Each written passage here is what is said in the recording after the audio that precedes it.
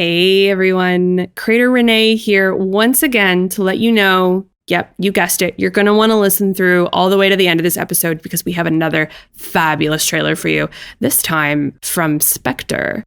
SPECTRE is a new sci-fi space opera audio drama that explores the expanses of unknown space, throwing the characters into hijinks and shenanigans while also solving a larger overarching problem with military overstep and unchecked technological growth. Listen, the sound design is impeccable, the ensemble cast beyond charming. If you've got a sci-fi itch, this one is for you, I promise. All right, and that's it for me. Let's get you back to the Badlands.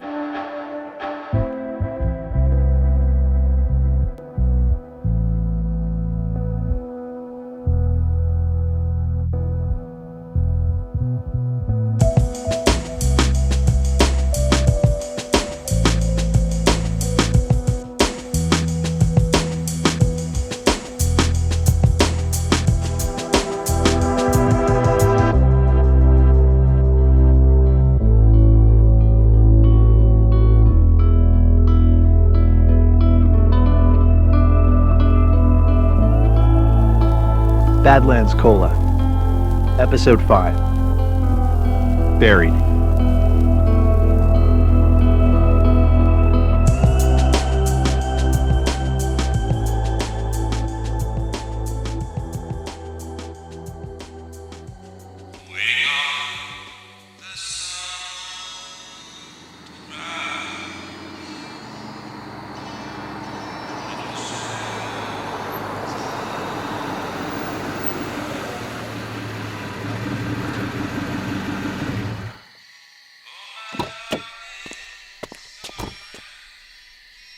What's up, Gumshoe? You didn't have to come. Don't you have a radio station to babysit? And miss a chance to hit up the diner? I queued up a solid hour of psychedelic rock. I'm officially on break. If you say so. Thanks for recommending this place. Haven't had a proper meal since I got here. Well, Paleontology Center's closed, so might as well show you our second best tourist attraction. What do you want? Oh, I don't know. The cheeseburger sounds pretty good. What, does this mean we're suddenly friends or something? Absolutely not. I just don't hate you enough to let you starve. Yet. Fries? Why not? Great. 2 cheeseburger combos and milkshake. Cherry, please. Thanks. Coming right up. That'll be $18.25, please. Oh, please don't pay. Not a big deal. Oh, well, you're making me break a rule. The rule that says don't take cheeseburgers from strangers? A rule that says never accept gifts from informants. Informants? Oof. Just take the free burger and tell me what you found out at the Paleontology Center. I found a paleontologist. Wow. Incredible. How much do they pay you A again? paleontologist acting strangely. Yeah, no, that still doesn't narrow it down. Here you go. 2 cheese combos and a cherry malt. Thanks, kid. All right, you can tell me all about Sunny's day at Dinoland, but first, we eat. Here. Oh, the milkshake's for me? I'm not going to let you come to a drive-in and not get a milkshake. Besides, I'm already set. What is that?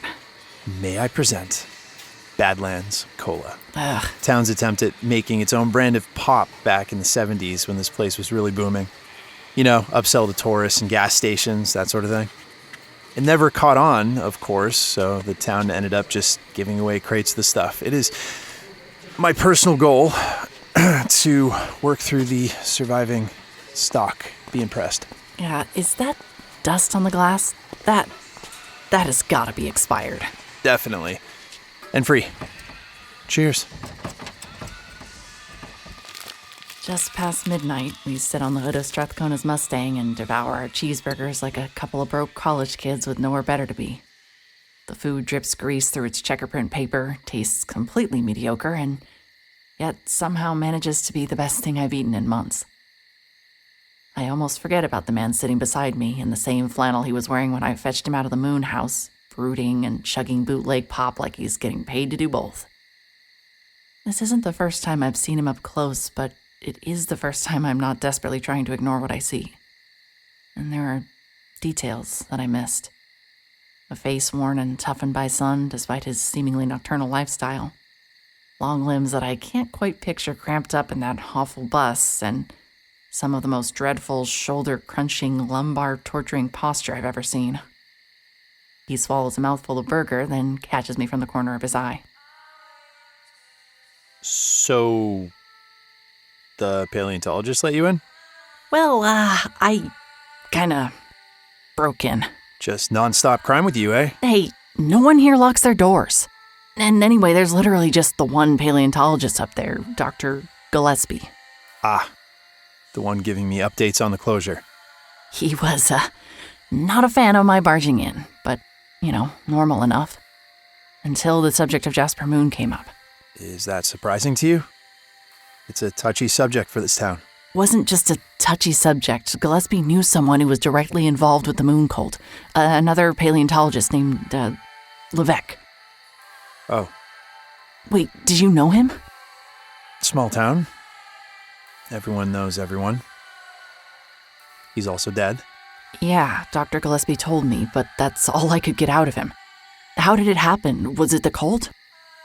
That's the leading theory.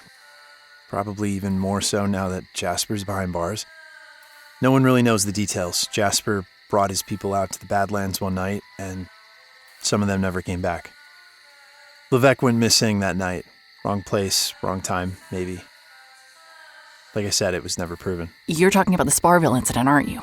That's what my handler calls it. So you have done some research. What little I can get my hands on. The department refuses to declassify the details. All I know is that 4 people ate it in the desert and Jasper was involved. That's it. I want to know if you've heard more. Remember how I said the cult was a touchy subject? Yes? The Sparville incident is a giant festering wound of a subject.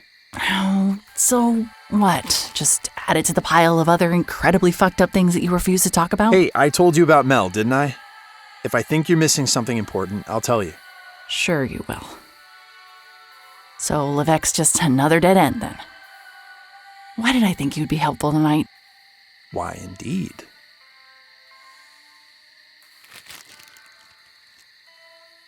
Why are you still here? What? You're, mid-30s? No kids, no mortgage. You work a job you hate at a radio station that no one listens to. Your only friend appears to be a geriatric woman with an RV park and a gun. You live in a bus. All that against a backdrop of desert murder and dinosaur bone cults. Dude. Sorry. Force a habit. It's my job to squeeze people for details, remember? Is this a cross-examination or the world's worst attempt at small talk? The latter. I just can't figure out why you'd stay.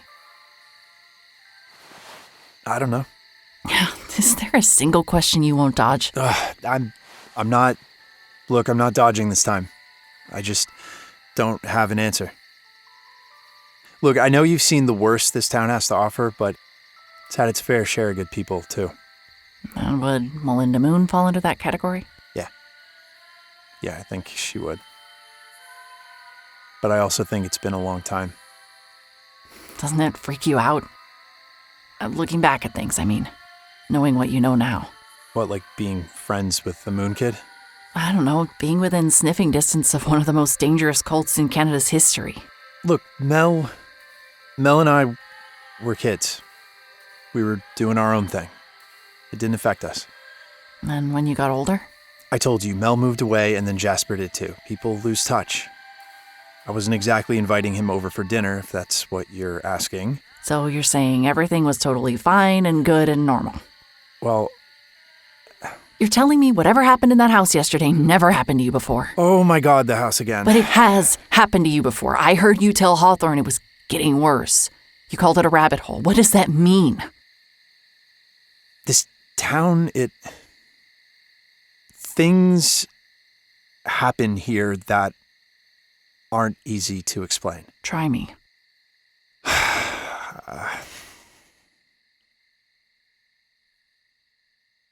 Have you ever been in a high school gym when all the lights are turned off? or lay down in the middle of a parking lot at 3 a.m, flat on your back on the asphalt. And it's like you're the only person alive. Like time just skips over you. And the parking lot goes on forever in every direction. If you looked away, that little patch of the world would stop existing. And when you looked back, it would be just slightly different than you remembered. Maybe. That's this town. That's the Moon House. What? Still profoundly unhelpful. Right, I forgot. You only care about evidence and leads. Well, they're all I got. Okay, that and opportunistic break-ins. Well, do us both a favor and get some sleep before you go busting into the next informant's house. I'm not reviving you with free milkshakes every time you work yourself into the ground. Get off my car. The hood of the Mustang is warm, and as the exhaustion of my long day kicks in, I find it a minor struggle to ease down off the grill with my half-melted milkshake in hand. The calories from my midnight dinner probably aren't making it any easier. Suddenly, all I can think of is my lumpy motel bed.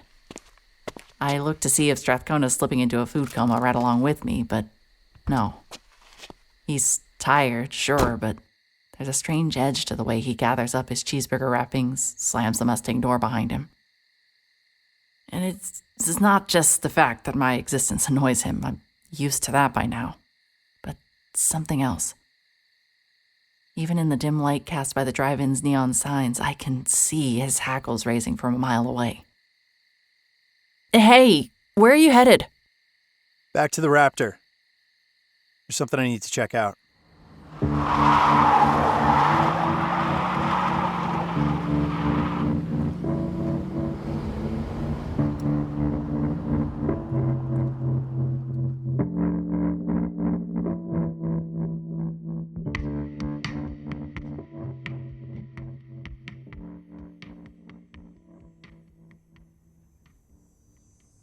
I declare war on cheeseburgers.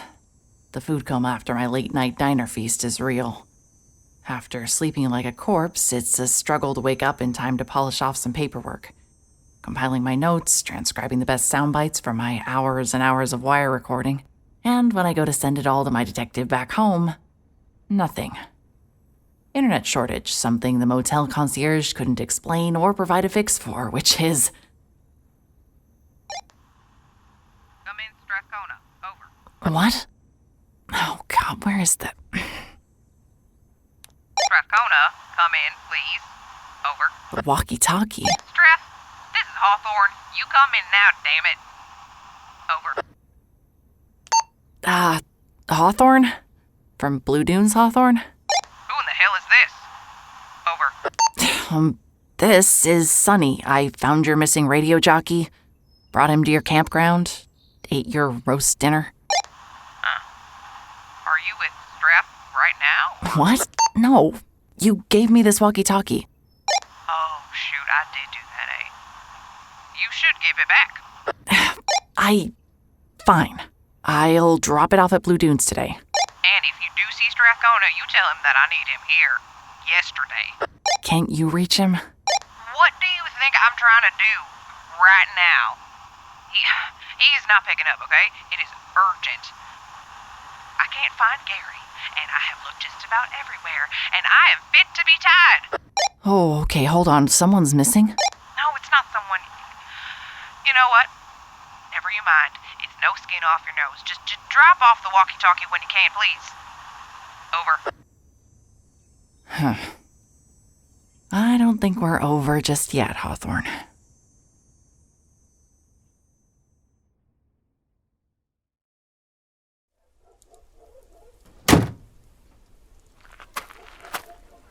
Hawthorne?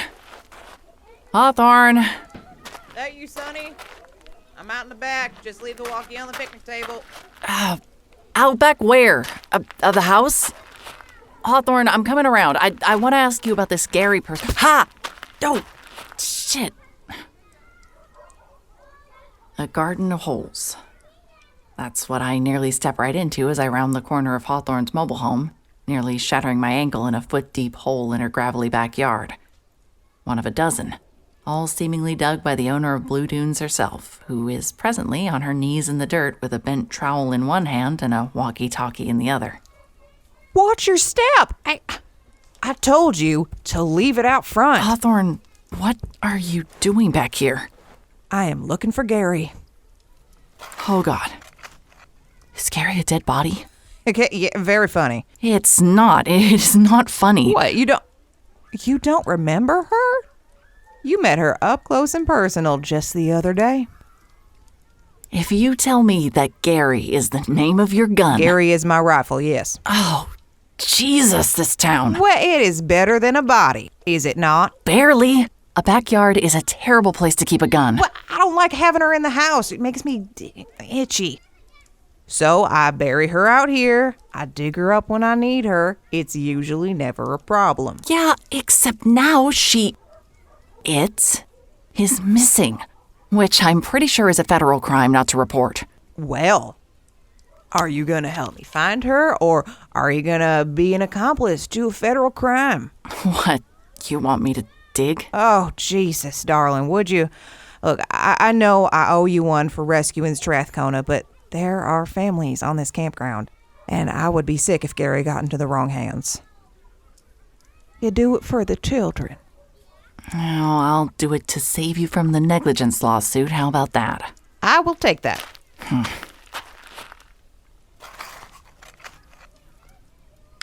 I take up one of Hawthorne's rusty trowels and begin to scrape at the harsh, bone-dry dirt in search of a rifle that Hawthorne probably left in her car by accident. As I churn up scoops of earth, I remember that I wanted to be a paleontologist as a kid. I don't know, an old, irrelevant memory, like suddenly hearing the theme song to your favorite show after a decade. Baby Sonny might have thought that digging around in the Badlands was the coolest thing possible, regardless of whether I was looking to unearth a fossil or a firearm. And then my arm starts to ache, and I think about reports and evidence and dossiers, and the memory is scraped away.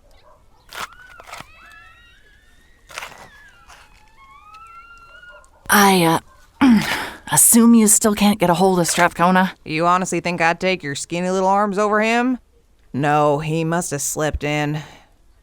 He's been under a lot of stress lately. Oh, gee, so he's not this surly all the time then. Oh, has Strathcona not been informant enough for your tastes? He's a black box. He says he wants help finding Melinda Moon, and then refuses to talk about her, or her family, or her house. I can imagine.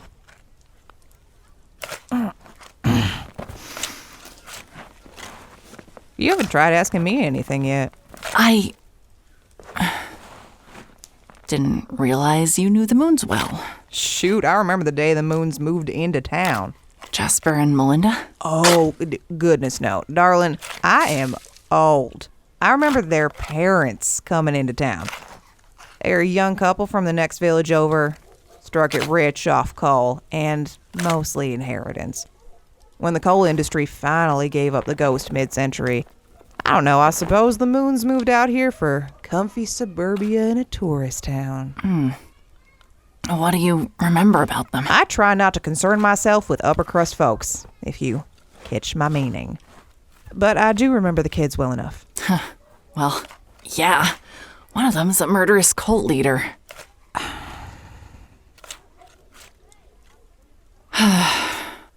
Look, I think we need to admit Gary is missing. Yeah, you're probably right. Jesus. All right, let's go warn the family staying here then. Huh? Oh, no, Hawthorne, wait, I want to know more about the Moon kids. Well, then why don't you come walking with me, and we can warn the nice families about Gary together. Lead the way, camp mistress. Ooh, camp mistress. We crunch up the long, crooked path to the campsites, a few drought-strangled trees throwing what little shade they can across candy-colored nylon tents and muddy RVs. The campers are still getting their days under them, The dry desert air is thick with the scent of cowboy coffee and breakfast sausages on open fires. The campers' reactions to the unfortunate news about Gary the gun range from wide-eyed motherly shock to stoner shrugs and laughs. No one has seen the missing hunting rifle. Everyone hopes we find it real soon. The proximity to citizens makes questioning even more difficult, and I find myself muttering in snatches to Hawthorne as we slink from site to site, ducking under clotheslines and avoiding overzealous retrievers. So, back to murderous cult leader and company. You were familiar with Jasper and Melinda? Well, before, back when they were just babies, I actually recruited one of them to the park wardens. We always need an extra pair of hands, and truthfully, kids don't complain about chores too loudly as long as you let them bump along on a pony every once in a while. Was it Jasper? No, I never could get him to come out. But I did snag Melinda. Kid was a genius when it came to keeping our comms equipment in shape. And, well, of course, wherever Mel went, Strathcona followed. Wait, Strathcona was a park warden too? For how long? Well, see, Melinda only lasted a summer or two. Eventually decided to leave town. I have no idea where to. Strath stayed for, well, long as he could, I suppose. And then? And then what? Well, Strathcona isn't a warden anymore. You retired out of the job, but what about him? Well, actually, we called it quits on the very same day. But that ain't my story to tell. What happened? Fiddlesticks. Hawthorne. Hello? I forgot about this camper. Who are you talking about? Where are you pointing? That fellow sitting outside the RV with the purple and yellow stripes, he's not my biggest fan. Why don't you go talk to him? Oh, Hawthorne, wait. Who is that? See you around, kid. Thanks for your help. Hawthorne? Hey there. Morning. I'm here to let you know that there's been a, The camper looks up from their coffee and magazine, and I realize we've already met. Dr. Gillespie. Aren't you popping up in the strangest places? The best investigators always do. I hate it. So, funny story. This is super awkward, but Hawthorne asked me to tell you that... Hawthorne. Is she part of your investigation? Why do you ask? What about Strathcona? What? Strathcona? The man on the radio? Look, I heard you and Hawthorne talking about him earlier. I mean, he's cooperating with my investigation, I guess. Aren't you the one that calls him up to tell him if the center's open or not? Only because I have to. I think you would do well to keep that man at arm's length, too. What do you mean? Listen, you wanted to know about Dr. Levesque? Well, Jasper Moon killed him. Yeah, during the Sparville incident, right? My God, if you insist on making such a spectacle of it, sure, you can call it that. Levesque went out to try to talk some sense into Mr. Moon, and it cost him his life. I'm sorry. I'm still learning details about that night. I don't understand, though, what this has to do with Strathcona.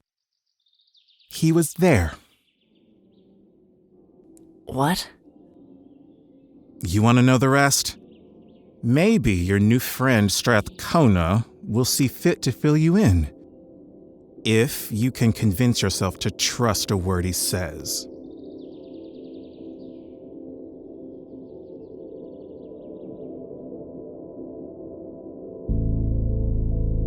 Normally, the cab of my truck is a sanctuary after an intel bomb like that. Vision narrowing to a pinprick focus as my lap becomes a sea of hastily scrawled notes and ideas, fingers trembling slightly from the rush. But now my hands are rigid on my steering wheel, my blood feeling a whole lot like cement in my heart. There's no need for notes, of course. My wire hasn't moved since I promised Strathcona I wouldn't use it. I'm speeding, probably. Every kilometer that flings by, I can hear Dr. Gillespie's warning echoing in my ears. Trust is such a fucking pain. All this time, I've taken everyone at their word. Hawthorne, Dr. Gillespie, yeah, even Strathcona. And sure, this case, hell, this whole town's been tough to crack, but that's how things are supposed to be. Everyone is protective of their private lives. It's literally why I have a job. Even when those privacies mutate into secrets that can hurt people, tear lives apart, that's still just a slow Tuesday for a PI like me. But this is the first time an informant of mine has had such a dark shadow cast over them. The notion that Strathcona was there on that day in the Badlands when 4 people died and my handler won't even tell me how or why, it doesn't just throw a wrench into my trust in Strathcona as a credible source. It shakes my very idea of him as a person. A cold feeling starts to creep over me as I drive. For a long, blank moment, I feel lost, until I realize where my aimless navigating has brought me. The Moon House. It's still here, almost mocking the fact that anyone ever believed it to be otherwise. Oh, nothing has changed. The windows are still dark, the neglected flower beds are still dead, too dry to rot. Everything is just the same as it was on that strange day when Strathcona and I first met. Unbidden, the memory of Strathcona's face appears, of the terror in his eyes as he pressed up against the glass just 2 days ago. Then the memory of my first visit. Forgotten furniture, the shredded wallpaper, the awful, impossible double basements. No, there's only one person I can trust. Was only ever one. Me. I'm going in.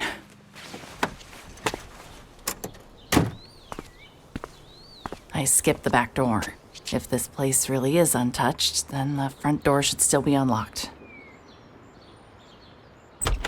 All right. This place still empty? Wait, what? The door to the basement, the second one that I found the first time I was here. It's gone. Circling the main floor, I double-check, and yes, the first basement is still here, but the second... No, I was confused, I guess. I was somewhere I wasn't supposed to be, and I got turned around. There is only one basement in this house. There is only one basement in this house. That's better, right? Yeah. I move on to the east side of the house where the bedroom should be. Would have been my first stop last time if I hadn't gotten so spooked. First one's to my right. It looks like the parents' bedroom. It's empty apart from the phantom outlines of furniture along the walls. There's dirt on the floor. Everything's so dry it's impossible to tell how fresh. From Strathcona, maybe? And the closer I look, the more dirt I see. A trail leads from the first bedroom to the second. Not tracks, more like soil falling from a wheelbarrow or something. The second bedroom is empty too, but it feels nicer in here.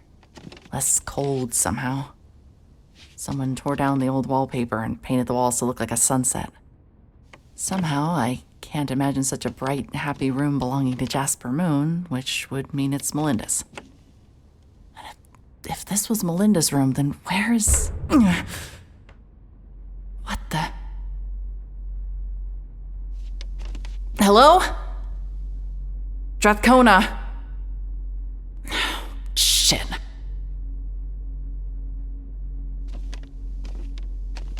There's nothing here. Nowhere anything could be hiding. Except the one basement with its single door. This is so stupid. No one is here but me. And if Jasper had a bedroom anywhere in the house, it was probably in the basement, because that's where older brothers go, right? I approach it the same way I did when I first broke into this house through the backyard. The door here is still open to the stairs below. The way down looks darker than ever. No power, of course. Where's my phone? There, some light at least. Sure, okay, yeah. Yeah. Here we go.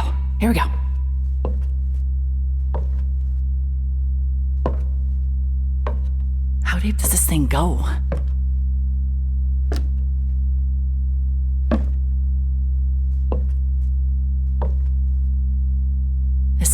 This can't be right.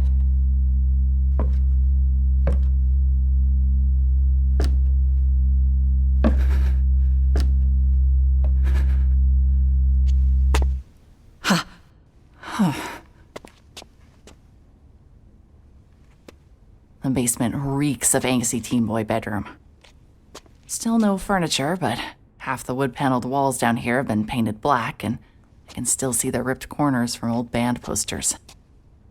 And a television, complete with VCR.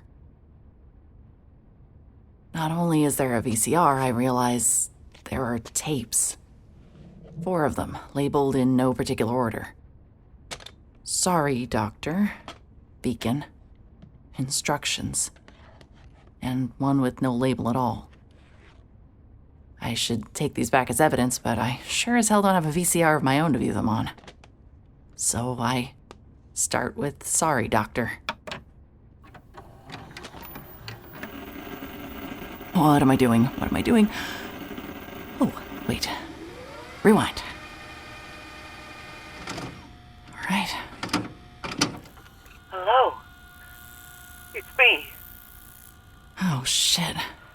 We're doing such great work here, baby. Mom and Dad would be so proud.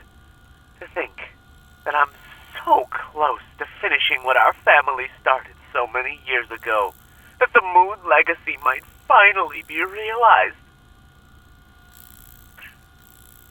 I wish you could see it. And you can. You can. Just one final favor. That's all I ask. And yes, I found your fancy city address. How hard do you think it was to track down a Dr. Moon? Evidence. Finally. As I cram the first tape into my bag and swap in the second, I am almost giggling with relief. Oh my God, Nicholson is going to lose his mind when he sees this. All right.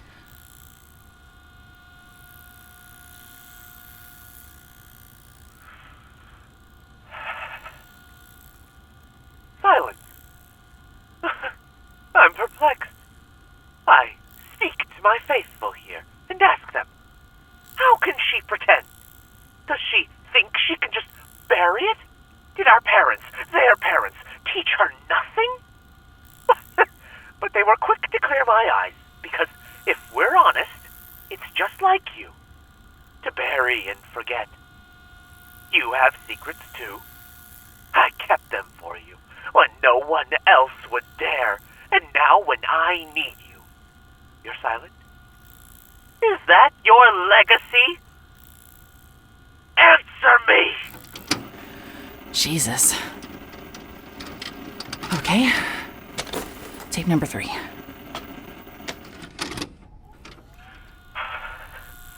I'm doing my best not to be cruel, baby.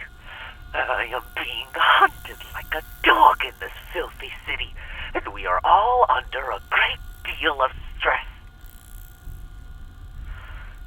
Do you still believe me, like you used to? Hate me if it helps, but tell me you still believe in the world I'm trying to build. It's at hand, Melinda. Believe that. Along with this tape are my last prayers for that world. You will find a set of instructions. If you are still a moon in your heart, then you must build the beacon. And then you must dig. You know what for. I've sent you all the money I have left, so that you might hire the help you require.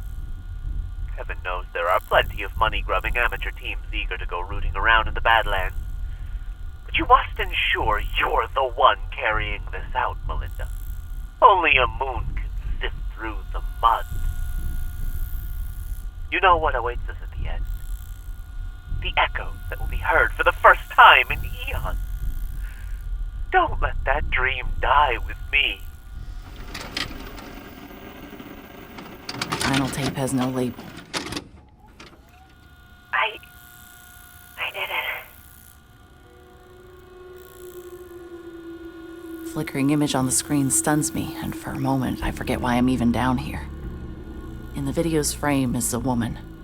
She's sitting exactly where I'm sitting right now.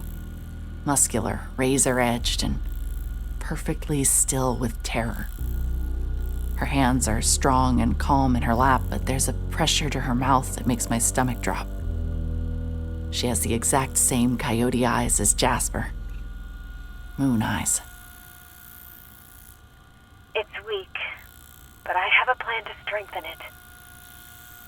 And I hired a dig team. Started excavation right where you said. We found the first specimens you buried, which means your plan worked after all. Grandpa would have been on his knees. We'll wait for the final fossil, just as you instructed. But you didn't warn me that the door would open again. To what? What are we unleashing? Jasper, the bones are already ringing.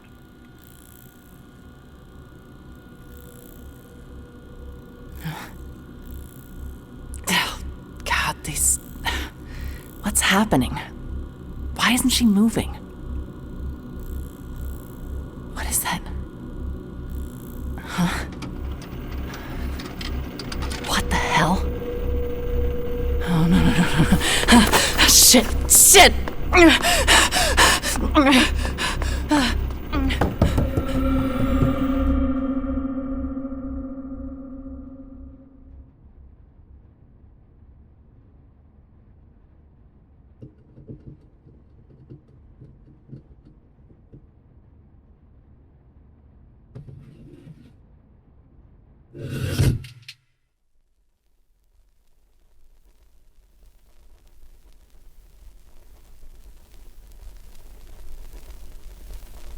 Badlands Cola is written, directed, and produced by Renee Taylor Clint. This episode was sound designed and mixed by Russ Moore, and featured the voice talents of Briggon Snow, Liz Morey, Faye Holliday, Danielle Bryn, Alvis Barkdale II, Ron Guan, and Aaron Rozelle. Special thanks to our artist representative, Giancarlo Herrera. Visit badlandscola.com and follow Badlands Cola on Twitter for show notes, announcements, behind-the-scenes content, and more. Good night.